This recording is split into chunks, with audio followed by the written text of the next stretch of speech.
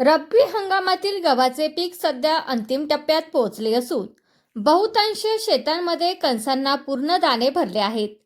पुढील आठवडाभरात मोठ्या प्रमाणावर कापणीला सुरुवात होण्याची शक्यता आहे. तालुक्यात यंदा थंड वातावरण आणि सुरुवातीच्या काळातील समाधानकारक पाणीसाठा यामुळे गव्हाची वाढ चांगली झाली.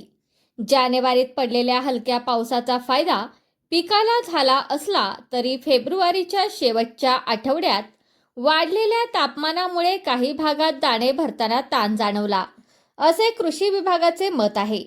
यंदा प्रति एकर उत्पादन सरासरी चांगले राहील. वेळेवर पाणी व खत व्यवस्थापन केलेल्या शेतांमध्ये कणसे दाट व भरगच्च, उशिरा पेरणी झालेल्या शेतांमध्ये मात्र उत्पादनात थोडी घट होण्याची शक्यता. कापणीसाठी हार्वेस्टर मशीनची आगाऊ नोंदणी सुरू झाली आहे. मजुरांची उपलब्धता आणि वाढलेले दर यामुळे काही शेतकरी यांत्रिक कापणीला प्राधान्य देत आहे.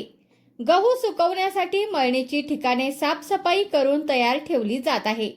कापणीनंतर बाजारात आवक वाढणार असल्याने शेतकऱ्यांचे लक्ष हमीभाव आणि स्थानिक बाजार समितीतील दरांकडे लागले आहे.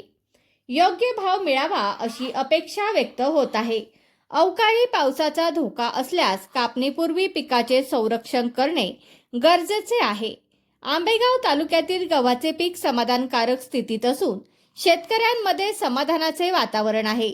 आता कापणी आणि बाजारभाव यावरच अंतिम आर्थिक गणित ठरते.